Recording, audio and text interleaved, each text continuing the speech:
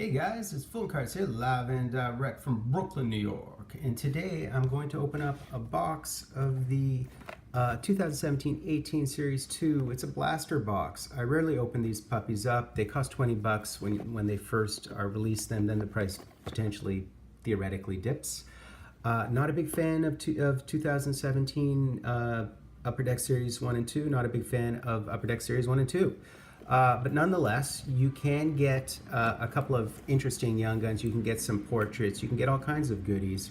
But the problem is, I think you're only guaranteed a Young Gun one every 6 packs. So that's kind of lackluster.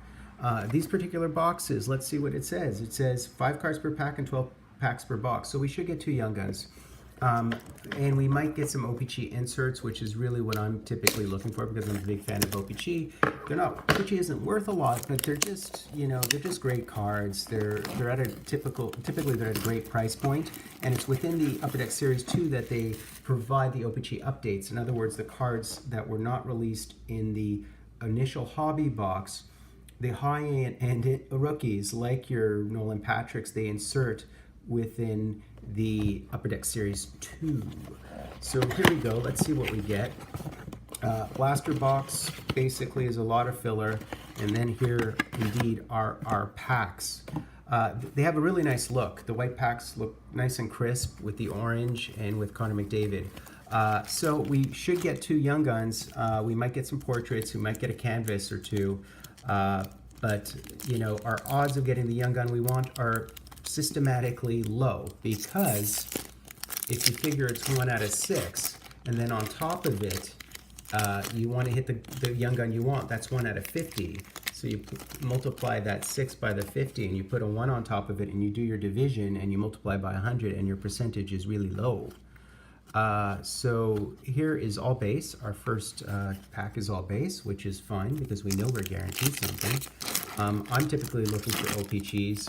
And of course the Young Guns. I'm not a big fan of Young Guns. I find them boring. I feel like I'm over them. There aren't too many autos anymore in these boxes. There never was a lot of autos in these boxes. And if I were to buy a Young Gun type card, a rookie card, what I would want is an auto or a patch or something. And these Young Guns have never had that. They do hold their value nonetheless, so that's a good thing. Here we have a Mark Scheifele canvas, so that's a first insert, which is pretty nice.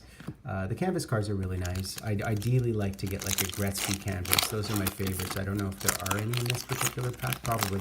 There are also canvas autos, hand-signed autos in this particular year. So here's our first Young Gun, and let's see who it is. I don't know. I'm just going to cover it up, and we're going to check it later. It was a left winger, so you can figure out who that is. Maybe not. Okay, some more. Moving forward, moving onward. Cam Atkinson. We got Sean Couturier. We have Michael Del Zotto. We have Andrew Ladd, and we have Daniel Sedin. We do have 1 Young Gun. We should get another Young Gun, and if we're really lucky, we would get a canvas card. Not a canvas card, a jersey card. And I've gotten my share of those over the years. Brandon Saad, there's Craig Anderson, Panarin, there's Ryan Spooner. We're probably about halfway through the packs of this Genture.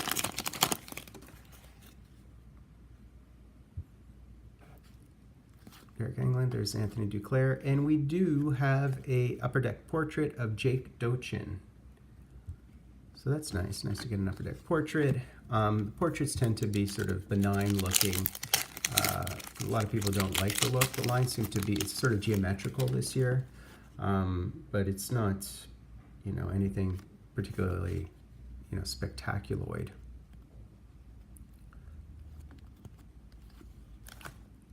Oh, I have a Series 2 checklist. Does that mean it's a Young Gun? No, that is not a Young Gun. Yeah, but I do have a Series 2 checklist, and this on it has Brandon Saad and Panarin. That would be considered a base, I believe.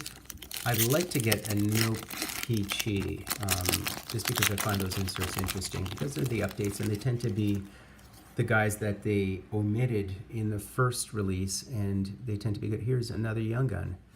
I'll go to that last. So we have two Young Guns. Our two Young Guns are there. And we'll just fly and floss and rip through the rest of these bad boys. Anything else in here would be a bonus. Oh, cool. So here's a Kukinin O-Pee-Chee Marquee Rookie Update. So that's cool. So we did get an O-Pee-Chee card. I wouldn't mind having the entire O-Pee-Chee Update set in its retro version. That's something I like to collect if at all possible, which is not necessarily easy. Oh, cool. We also got a Panarin, and it's a rainbow. It's a rainbow foil O-Pee-Chee, and it is not numbered, but it's an O-Pee-Chee Update foil, and it is a Panarin, so that's kind of cool. So we got two O-Pee-Chees. I like that. And here's our last pack, the Wrath of the Math. Let's see what we get.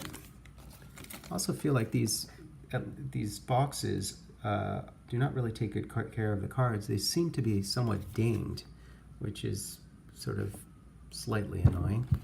Nurse, Ben, Camilleri. So that's it. So we have our stackage of base, and then we have two Young Guns. So let's see who they are.